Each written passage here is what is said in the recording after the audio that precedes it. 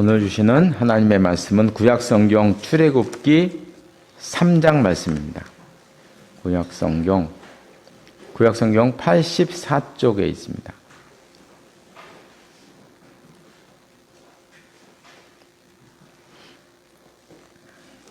출애굽기 3장 1절로 10절 말씀까지 한 절씩 교독하시겠습니다. 제가 먼저 3장 1절 말씀을 읽겠습니다. 모세가 그의 장인 미디안 제사장 이드로의 양떼를 치더니 그 떼를 광야 서쪽으로 인도하여 하나님의 산 호렙에 이르매 여호와의 사자가 떨기나무 가보로부터 나오는 들고 다녀서 그에게 나타나시니라. 그가 보니 떨기나무에 불이 붙었으나 그 떨기나무가 사라지지 아니하는지라. 이에 모세가 이르되 내가 돌이켜 가서 이 큰 광경을 보리라. 떨기나무가 어찌하여 타지 아니하는고 하니 그때에 여호와께서 그가 보려고 돌이켜 오는 것을 보시니라. 하나님이 떨기나무 가운데서 그를 불러 이르시되 모세야 모세야 하시매 그가 이르되 내가 여기 있나이다. 하나님이 이르시되 이리로 가까이 오지 말라. 내가 선 곳은 거룩한 땅이니 내 발에서 신을 벗어라. 또 이르시되 하나님의 사랑의 하나님이니 아브라함의 하나님, 이삭의 하나님, 야곱의 하나님이라.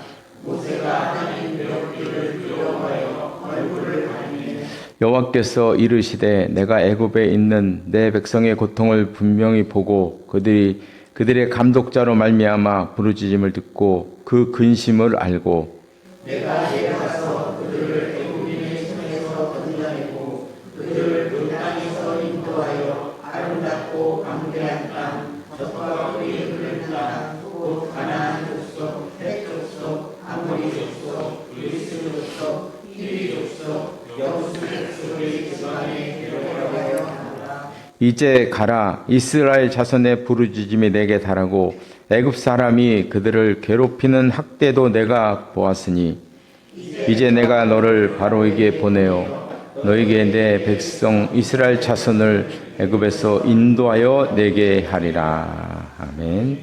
이 말씀 위에 하나님의 은혜가 함께 하시기를 바랍니다. 모세를 공부하고 생각을 하다 보면 늘 궁금한 것이 하나가 있습니다. 그것은 모세가 자신이 히브리 사람이라는 것을 언제 알았을까 하는 것입니다. 그 사실을 알았을 때 모세의 기분은 어땠을까? 어떤 기분이었을까? 바로의 공주가 친어머니가 아니고 어린 시절 젖을 먹여주던 이스라엘의 유모가 친어머니임을 알았을 때, 그리고 자기가 노예 민족인 자기가 부리던 그 히브리 민족이 자기 민족이다라는 것을, 그 노예의 피가 내 몸에 흐르고 있다는 사실을 알았을 때 모세는 아마 적지 않은 충격을 받았을 것이고 또 적지 않은 기간 동안 방황했을 것이다 하는 것을 우리가 그저 쉽게 짐작을 해볼 수가 있습니다.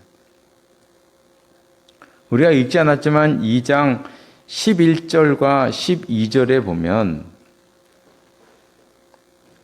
여기 나오는 또 모세를 보면 11절은 모세가 장성한 후에 30살 넘었고 시기상으로 그래 30대 후반쯤 됐을 것으로 보는데요. 그러니까 10절과 11절 사이에는 벌써 한 39년이라는 세월이 흐른 거죠. 그동안 궁궐에서 이제 왕자로 살았던 모세가 장성했어요. 장성한 후입니다.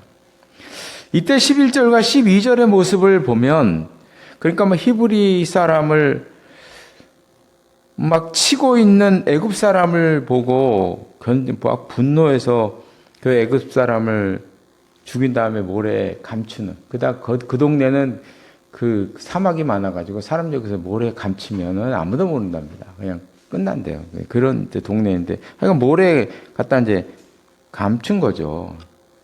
그래서 우리가 이 모습을 보면 이 당시 모세는 이미 상당한 민족의식을 가지고 있었다는 것을 우리가 짐작해 볼 수가 있습니다. 사실 군사들이 이스라엘 사람들을 학대하는 것을 보았는데 이 일은 이게 특별한 일이 아니에요, 사실. 이건 항상 일어나는 일입니다. 그 당시에는 항상 일어나는 일, 매일매일 일어나는 일이라고 봐야 되죠. 애굽 사람이, 보면 애굽 사람 그런데 아마 이 군사 아닐까요? 그렇죠? 군사겠죠? 부리는 군사라고 우리가 볼 수가 있는데, 노예인 히브리 민족을 쳤다. 이거야 뭐 늘상 일어나는 평범한 일들인 것입니다. 근데 이때는 그 광경을 보고 모세가 아주 분노를 했다. 그래서 그 사람을 죽이고 모래에 파묻어 버렸다. 그래서 이걸 보면 모세는 이 당시에는 자기가 히브리 민족임을 분명히 알았고 그걸 인식하고 있었다 하는 것을 우리가 알 수가 있습니다. 저는 이 사건을 보면서 이제 풀리지 않는 점도 하나 있는데 그게 뭐냐 하면 15절에 보면 바로가 이 일을 듣고 모세를 죽이고자 찾았다는 거죠. 바로가 모세를 찾았는데 죽이려고 찾았다 하는 것입니다. 모세는 당시 왕자의 신분이었습니다. 어쨌거나 둘째 분이었던 셋째 부인이었던 왕자의 신분이었고요. 지금부터 3,500년 전의 시대였다는 것을 감안해 보면 그 시대에 한 나라의 왕자가 사람을 죽였다. 그런 일이 있었다고 아버지가 왕자를 죽이려고 막 찾아다니고 그 일 때문에 왕자가 도망가다가 외국으로 광야로 도망가 버리는 그런 일. 저는 좀 이해가 잘 안 가요. 이 사건도 이해가 잘 안 가는 사건입니다. 아니 이 당시 왕자면 무슨 일도 할 수 있는 시대 아닐까요? 그렇죠? 그리고 또 애굽의 정통 왕조가 나라를 다스리고 있는데 이런 일 정도는 왕자가 해도 그냥 넘어갈 수 있는 그런 시대라고 생각한다면 바로가 자기 아들을 죽이려고 했다 얘기하고 있다면 이게 좀 너무 과하다. 이게 좀 이상하다. 이런 생각을 저는 하게 되는 것입니다. 그래서 이제 이 사건은 단지 사람을 죽인 사건이 아니지 않겠는가? 그 이면에는 뭐 얽혀져 있는 다른 일들이 있지 않겠나? 이렇게 저는 이거 제가 어느 책에서 보고 한 게 아니고 제 생각에 제가 이 사건을 이렇게 뒤다봤을 때 이거는 그 뒤에 어떤 배경이 있는 사건이다. 그렇지 않고 아버지가 왕자를 이 길로 죽이려고 찾아다녔다는 것 이게 이해가 잘 안 가요. 그래서 제 생각에는 모세가 아마 모종의 사건에 연루돼 있었던 것 같고 그 일로 인해서 모세의 정체가 발각되었다. 이 심각하죠. 모세의 정체가 모세가 자기 아들이 아니고 이 모세가 그렇잖아요. 자기 손자죠. 그러니까 손자. 자기 아들, 손자예요. 그럼 자기의 그 씨가 아니고 다른 사람도 아닌 자기가 그렇게 경계했던 그리고 남자 아이를 낳으면 죽이라 멍했던 바로 그 아이, 그 민족의 그 아이를 자기 명령을 어기고 왕자로 킨 거잖아요. 이 정도면요, 이건 반란 사건, 이건 뭐 거의 항명의 사건, 반란의 사건에 가까운. 그러니까 모세의 정체가 들켰다 하는 것은 이게 대단히 중요한 문제죠. 큰 문제인 거죠. 근데 14절에 보면 또 이런 얘기가 있어요. 그 이스라엘 백성들이 모세에게 하는 얘기예요. 그가 이르되 누가 너를 우리를 다스리는 자와 재판관으로 삼았느냐? 이런 얘기를 또 하고 있어요. 그래서 이스라엘 백성들이 모세를 보고 이런 얘기를 한 거 보면 벌써 이스라엘 백성들은요, 모세의 존재를 알고 있었다는 거예요, 다. 이스라엘 백성들은 다 알고 있는 거예요, 모세가 어떤 사람인지. 다 알고 있었고, 그러니까 다시 말하면 모세와 이스라엘 백성들 간에 어떤 교류가 있었다. 교류가 있었다는 걸 이 말씀에서 우리는 짐작해 볼 수가 있어요. 어떤 교류가 있었는데 일반 백성들은 아직 모세를 인정하지 않았다. 아직 인정하지 않고 있다. 하는 것을 여기서 우리가 알 수가 있습니다. 하지만 결과적으로 말하면 이 사건을 통해서 모세는 자신의 민족에게도 외면을 당하고 말았고, 설상가성으로 바로까지도 모세의 정체를 알게 되었다는 거죠. 바로까지도 알게 된 거예요, 이제는요. 그러니 왕자라도 쫓겨낸 신세가 될 수밖에 없는 이런 일이 벌어지게 된 것입니다. 그래서 15절 이제 끝에 보면 도망가다 지쳐서 광야 어느 우물 곁에 걸터 앉아 있었다고 기록하고 있습니다. 근데 이제 이 사건을 우리가 히브리서를 보면 내용이 또 달라요. 히브리서에 보면 이 사건을 이렇게 얘기하고 있어요. 믿음으로 모세는 장성하여 바로의 공주의 아들이라 칭함을 받기를 거절하고 도리어 하나님의 백성과 함께 고난받기를 잠시 죄악의 낙을 누리는 것보다 좋아했다. 이 내용을 가만히 보면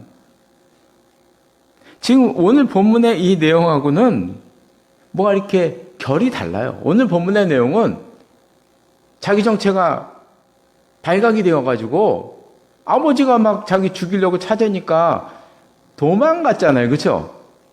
도망갔단 말이죠. 도망갔는데 여기서 보면 도망갔다고 얘기를 하지 않아요? 칭함받기를 거절한 것이다. 그리고 고난받기를 더 좋아했다. 이렇게 말씀하고 있다는 거예요. 이 말씀을 보면 이건 단지 쫓겨서 어쩔 수 없이 도망간 것이 아니라는 거예요. 이건 자기 선택이었다는 거예요. 자기 선택이었다. 그러니까 요 말씀을 다시 한번 이렇게 생각해 보면 이 사건에도 불구하고 당시 모세는 자기가 마음만 먹으면 왕자로 궁전에서 살 수 있었다는 얘기예요. 살 수 있었다는 얘기예요. 자기 주의를 유지하며 살 수 있었다는 거죠. 그러니까 모세가 광야로 나간 것은 자기 선택이었다. 이렇게 말씀하고 있는 거예요. 여기 히브리서에서는요. 그래서 이 말씀의 근거로 한번 우리가 생각을 해보면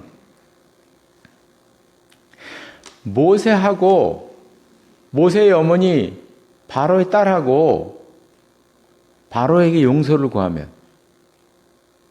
다시는 안 그러겠습니다. 그리고 이제 용서를 구하면 우리가 왕자라는 이 신분을 생각하면 어떤 벌은 받겠죠. 그렇죠? 벌은 받을 수 있을 거예요. 직책에서 외면당하고 이런 거는 있었을 거라고 생각. 그러나 충분히 묻어둘 수도 있는 사건이었다는 것이죠. 그러니까 모세 입장에서는 이전처럼 충분히 편안하게 왕자로 살 수 있었다는 거예요. 충분히 아버지에게 용서를 구하고 그 어머니도 같이 가서 용서를 구했다면 유지할 수는 있었다는 거예요. 그런데 모세는 믿음으로 포기했다는 거예요. 왕자의 신분을 포기했다. 이거 히브리서에서 우리에게 그렇게 말씀하고 있습니다. 그래서 당시 모세는 이제 세 가지를 버렸죠. 하나는 왕자의 신분을 버렸고, 또 하나는 자기가 그렇게 지금까지 몸담고 지냈던 애굽의 민족을 버렸고, 또 하나는 애굽의 종교까지도 버린 거죠. 다 버린 것입니다. 이 일로 인해서 모세는 40년을 광야에서 지내게 됩니다.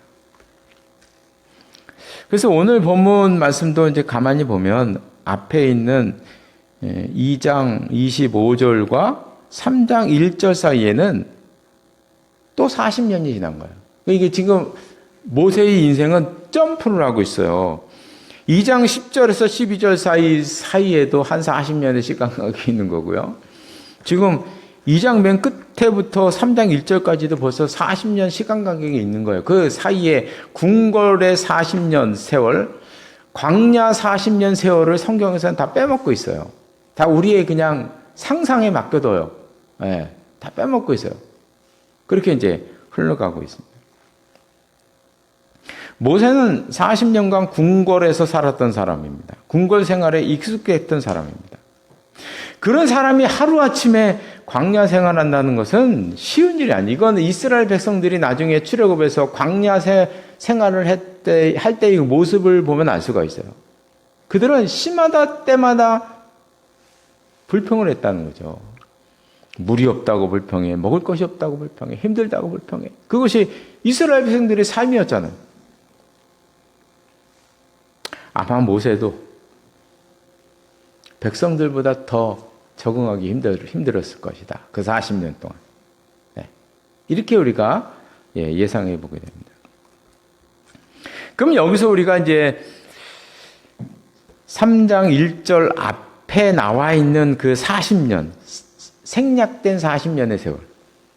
하나님께서 그 40년 동안 모세를 광야에서 살게 하신 이유가 도대체 무엇이었는가? 그걸 우리가 좀 생각해 볼 필요가 있어요. 전에 우리가 하나님께서 모세를 40년 동안 궁궐에서 살게 하신 이유를 잠깐 생각했었는데, 그 광야에서 40년을 살게 하신 이유가 무엇이었는가? 그 이유는 사실 우리가 어렵지 않게 찾아볼 수가 있어요. 첫 번째는 예전의 습관을 바꿔야 되니까. 모세는 40년 동안이나 애굽에서 살면서 애굽의 종교에 물들었고 애굽의 문화에 물들었고 그의 삶 속에 살았던 사람이죠. 40년 동안. 그러면 당시의 모세는 그 마음에는 애굽의 생각이 꽉 차 있다고 봐야 돼요. 애굽의 종교와 그 타락한 문화, 그 추잡한 종교 의식, 이런 것들이 몸에 다 배어 있는 상태였다고 우리가 볼 수가 있는 것입니다. 그러니까 애굽의 사상이 그의 몸과 마음을 다 지배하고 있었다. 이런 상태로 하나님을 올바로 섬기는 것도 힘든 것이고요. 지도자로 이스라엘을 인도한다? 이건 불가능한 일이죠. 이런 상태로 어떻게 인도를 하겠습니까? 마음에 부처의 형상이 새겨져 있으면 하나님도 부처 비슷하게 섬기고요. 마음에 무당 형상이 있으면 하나님도 무당처럼 섬기는 것입니다. 그게 우리나라의 문제잖아요. 그죠? 그거는 그렇습니다. 하나님을 제대로 알려면 먼저 이런 것들을 지워야 하는데, 그래서 하나님께서는 모세를 광야로 보내신 것이다. 40년 동안 그런 습관과 그런 생각을 다 빼내신 것이죠. 두 번째 이유는 이스라엘 백성들보다 먼저 광야에 적응하게 하셨다. 한번 이런 생각을 한번 해보면 알 수가 있어요. 만약에 모세가 광야 생활을 하지 않고 40년 전에 왕자의 몸으로 이스라엘 백성들을 이끌고 광야로 나갔다면, 광야에서 이스라엘 백성들을 이끌기가 매우 힘들었을 것이다. 왜냐하면 자기 자신도 광야에 적응이 안 됐는데. 그 광야 생활이 보통 힘든 생활인가요? 네.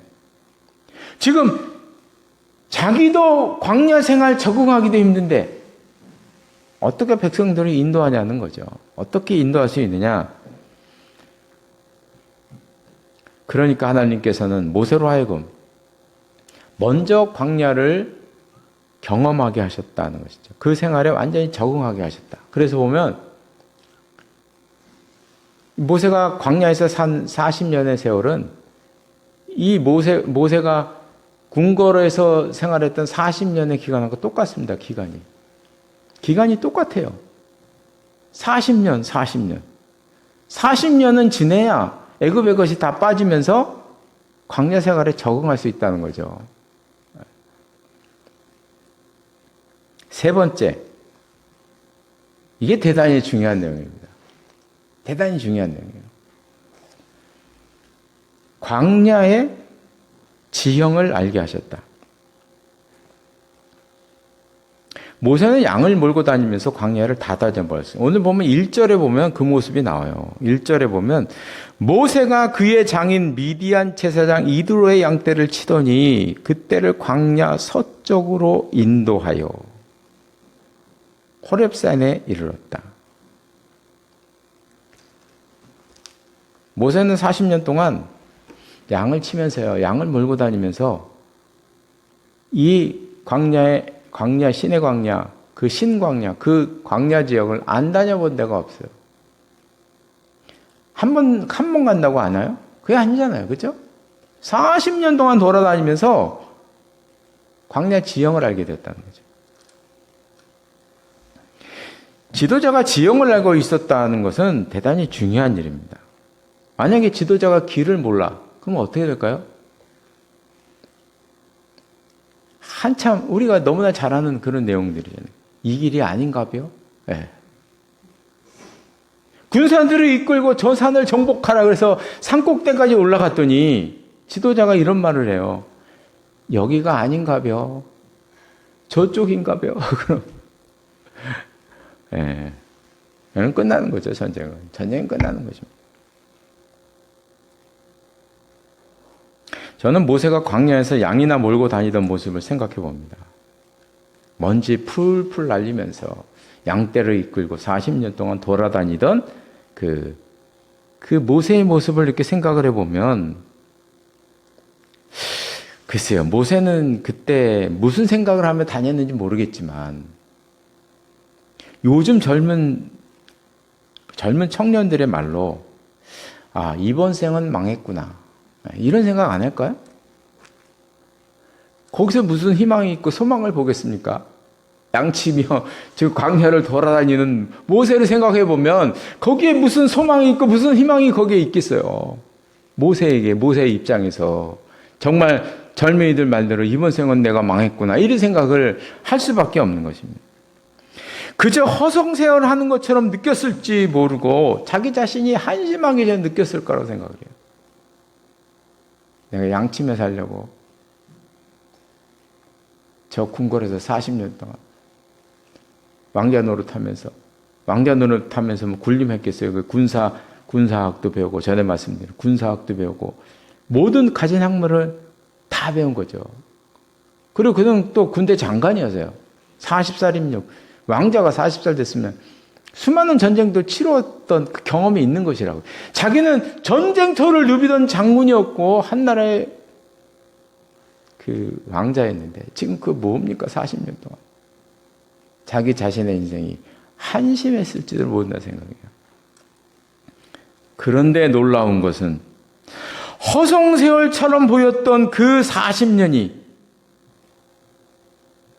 모세를 지도자로 세우기 위한 하나님의 훈련이었다. 지형을 알게 하기 위한. 놀라운 일 아니겠습니까? 그렇죠? 또 재밌는 거는 지도자로 광야에서 살았던 시간도 40년이에요. 40년을 경험해 본 사람이에요, 모세는. 그 지역에 수많은 민족이 살고 있고 그들의 속 사정들을 다 알고 있는 사람이에요. 그러니까 40년을 그 많은 사람들이 이끌고 광야를 다닐 수가 있는 거죠. 모세니까. 모세는 자신이 전혀 느끼지 못하는 사이에 지도자로서의 역량을 갖추게 되었다.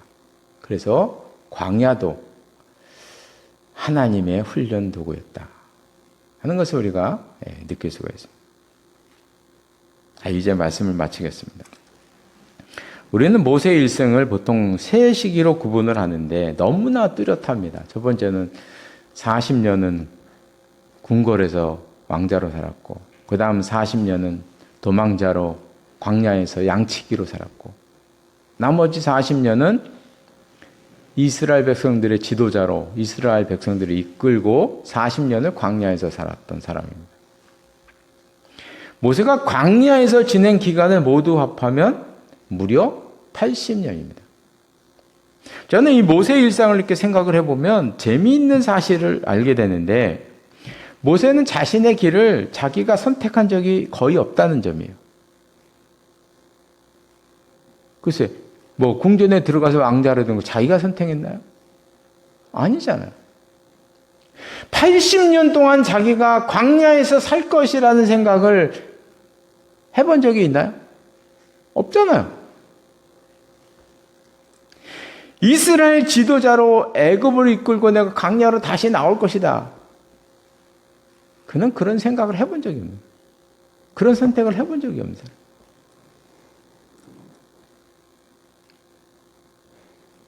모든 걸로 하나님께서 인도하셨다. 사실 이런 것을 보면, 이런 사실도 우리들도 좀, 우리가 지금까지 살아온 생활을 이렇게 듣다 보면 참 비슷한 것 같아요. 우리 인생에서 중요한 일들은 내 의지와 상관없이 이루어지는 일들이 너무 많은 거예요, 사실 알고 보면. 너무 많아요. 내가 한 것 같지만 알고 보면 다른 게 다 돼 있어요. 돼 있는 상태에서 돼 있는 거예요. 하나님의 주권에 의해서 형성된 것이 너무 많다는 것이에요. 가장 중요한, 전에도 말씀드렸지만, 부모도 내가 선택한 적이 없잖아요. 내 인생에서 가장 중요한 부모, 내가 선택한, 형제, 내가 선택한 것도 아니에요.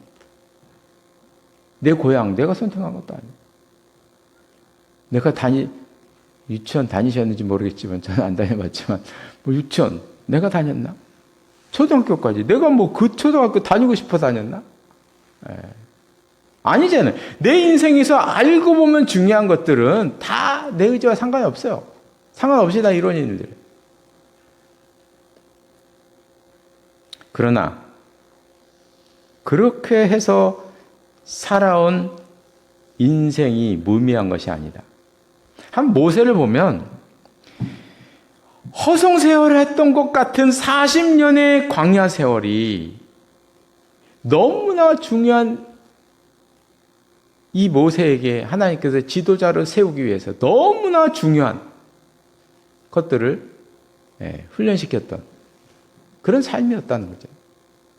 자기는 내 인생은 이제 끝났다 이렇게 생각했을지 몰라도 하나님께는 그것이 아니었다는 거죠.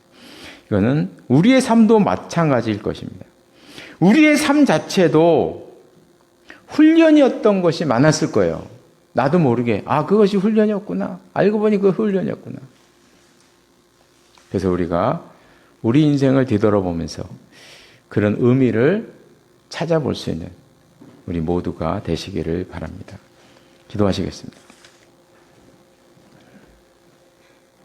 하나님 아버지, 모세가 40년 동안 광야에서 모래먼지 속에서 양 치는 일을 했는데 그 모래먼지 폭풍 바람 속에서 양을 치면서 얼마나 자기가 초라하고 자기 인생이 보잘것없고 한심하게 생각했을까 생각을 해봅니다.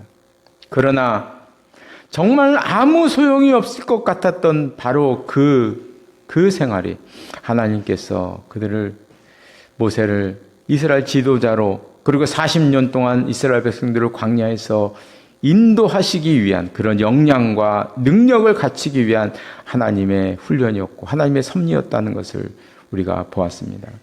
우리의 인생도 정말 아무 의미도 없는 그런 것 같았지만 그러나 그 속에는 하나님의 섭리가 있고 훈련이 있었다는 사실을 우리가 깨닫게 하시고 우리 인생 속에서도 하나님께서 바라시고 원하시는 그 모든 것들이 우리 인생, 우리의 삶 속에 담겨 있다는 것 다시 한번 생각하여서 의미를 새기는 저희들의 삶이 될 수 있도록 인도하여 주시옵소서. 이 모든 말씀 예수님의 이름으로 기도드리옵나이다. 아멘.